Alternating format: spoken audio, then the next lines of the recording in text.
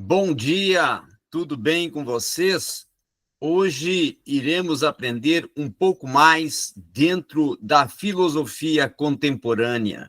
E você, claro, é o meu convidado a estar aqui presente comigo, se inscrevendo, compartilhando o conteúdo, dando sempre o seu like, fazendo o seu comentário, fazendo que a sua participação se torne cada vez mais ativa.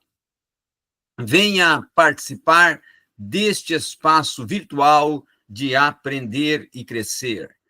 Hoje, quando falamos de filosofia contemporânea, nós voltamos para o pragmatismo de Nietzsche e o seu desenvolvimento estético, segundo Habermas.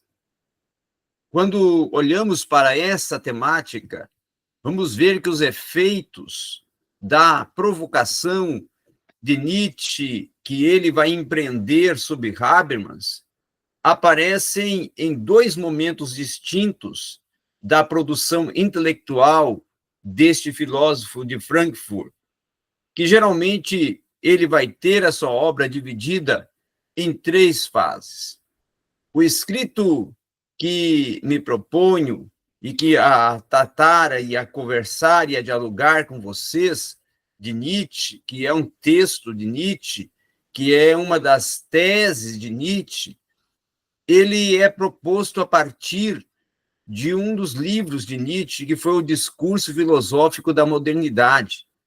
Isso ele escreveu como uma grande obra, e mais tarde ela é, vamos dizer assim, reinterpretada, não é? E analisada por Habermas em 1985.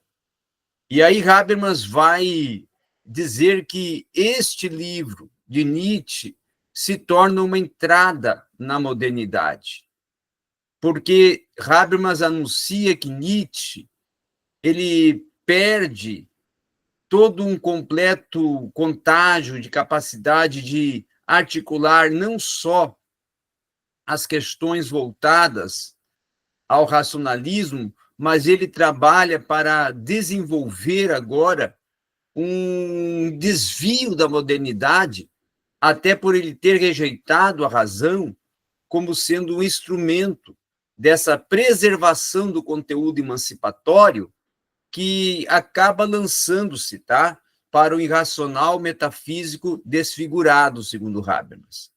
Então, na verdade, nós vamos ver que Nietzsche ele vai ser reinterpretado por Habermas, e Habermas inicia fazendo, na sua escrita, na sua tese, na sua articulação sobre Nietzsche, uma crítica a Nietzsche, certo? Uma crítica até à sua tradição da teoria do conhecimento. Para Habermas, Nietzsche percebe uma íntima relação entre conhecimento e interesse, porém, ele vamos dizer assim, ele psicologiza, estatuindo-a e tornando ela um elemento básico até de uma dissolução metafísica desse próprio conhecimento, certo? Então, Habermas, ao contrário de Nietzsche, vai trabalhar o conhecimento movido por um interesse, movido até por um cunho emancipatório e nunca nihilista que nem Nietzsche, nunca desagregador ou até alienador, como propõe o próprio Nietzsche. Então, nós podemos dizer que a obra de Nietzsche, ela, em Habermas, certo? A influência que ela empreende em Habermas, ela vai exercer, num período entre as guerras, principalmente, dentro do contexto pós-guerra que Nietzsche vai trabalhar, um fatos de seus juízos e preconceitos a partir das emergéticas fórmulas de sua própria filosofia da decadência e até da sua própria sedutora afirmativa dos afetos que dizem e articulam essa tese. Então, determinando o estilo mental, os problemas de toda uma geração de intelectuais pseudo-radicais e até descontentes com essa tradição ocidental, nós vamos ver que Nietzsche configura e reforça uma mentalidade que de modo algum ela é limitadora, mas muito pelo contrário, ela é revolucionária. Então, nesse aspecto é que Habermas vai trabalhar e que vai articular, trazendo, na verdade, uma argumentação contínua e discutindo a concepção de mundo de Nietzsche. Então, para Habermas, os estilos aferosmáticos e assistemáticos de Nietzsche contribuem, e muito até para uma total liberdade na interpretação de sua obra e de seus principais temas, e que até muitos deles servem de pano de fundo até para interpretar, expor os seus próprios pensamentos. Então, partindo desse pressuposto, partindo dessa ótica, é que Nietzsche vai trabalhando. E aí Habermas vai dizer também que, ao entrar nessa discussão sobre o estatuto da vontade e poder, Nietzsche trabalha com o eterno retorno, pois ele pensa que tais questões não têm mais do que um interesse histórico. E aí a posição que Habermas empreende é que, ao invés de expressar uma fuga das questões essenciais da filosofia de Nietzsche, ele considera que deve-se sugerir, e ele sugere, na sua articulação sobre Nietzsche, uma alternativa às investigações que são feitas às obras de Nietzsche, que estão, muitas vezes, viciadas em algumas temáticas exclusivas e dificultam essa absolvição das malhas da metafísica. Então, dando mais relevância ao tema do niilismo e até suas próprias consequências teórico-pragmáticas, é que Habermas vai afirmar que uma outra questão são os argumentos formais que vão ser operadores na base da temática, até do próprio niilismo, que, a saber, ele vai defender que a crítica e a moral, que tem como esse pressuposto encabeçado de uma perspectiva, de uma interconexão entre a teoria e a praxis, começa a desenvolver uma articulação proposta categórica de normas do conhecimento. Então, para Nietzsche, o niilismo se torna o quê? Uma constatação de que os valores que orientavam as ações e o próprio conhecimento humano até então eram totalmente desprovidas desse sentido. Nietzsche constata que Habermas não se conforma nem com a situação cética que o niilismo possa sugerir e nem com a ação mediante a própria constatação de uma multiplicidade de valores. Nietzsche vai, através de uma gênese do próprio niilismo, investigar o valor do valor.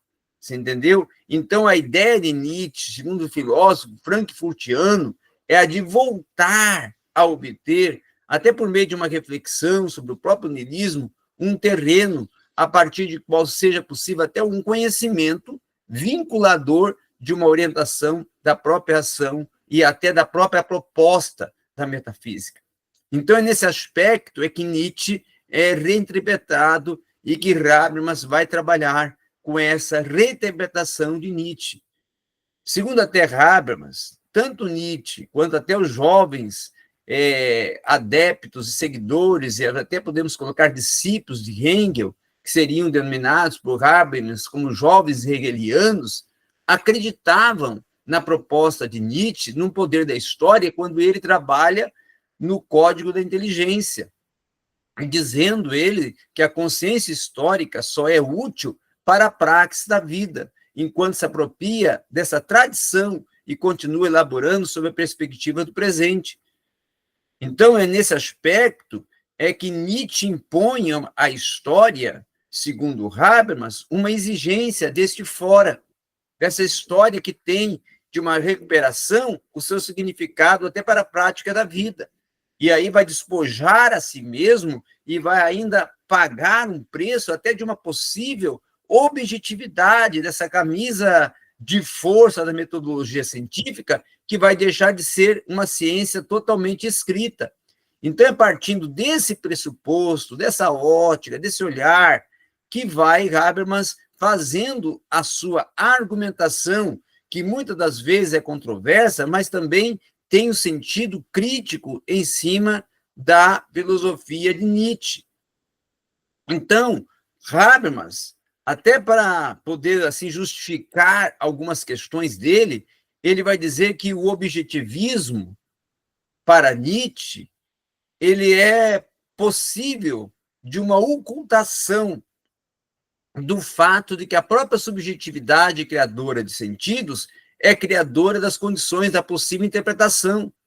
Então, ela é proporcionadora de um novo olhar, de uma nova ótica, e até dentro de uma fixação convencional, de determinadas metáforas, ele proporciona produtos até de uma fantasia e de uma aparência de correspondências que, por conseguinte, são verdadeiras. E se o verdadeiro quer dizer usar as metáforas comuns, essas metáforas comuns são expressas de uma forma moral.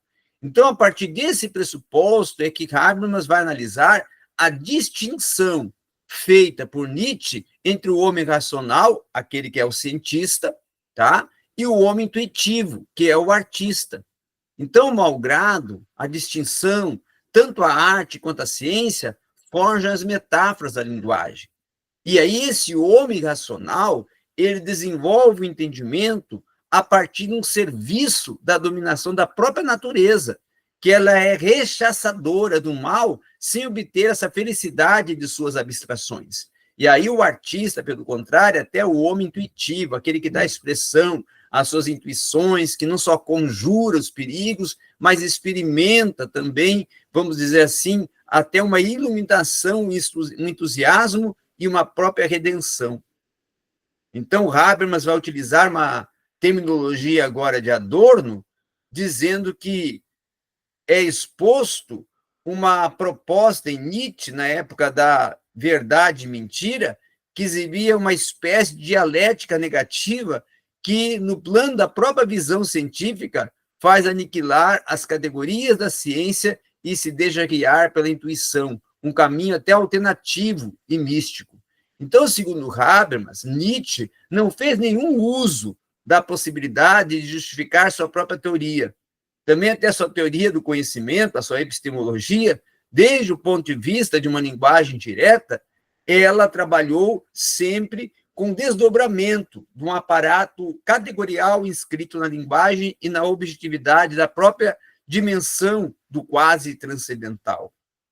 Então, é a partir desse sentido, dessas propostas, desses aspectos, é que o Habermas vai articulando alguns quesitos das articulações e das teses e até da própria filosofia de Nietzsche concernente à sua episteme e concernente também à sua estética. E era isso que eu tinha para articular com você e trazer aqui nesse espaço nesta manhã. Obrigado. Continue sempre conosco e faça sempre aqui o seu engajamento.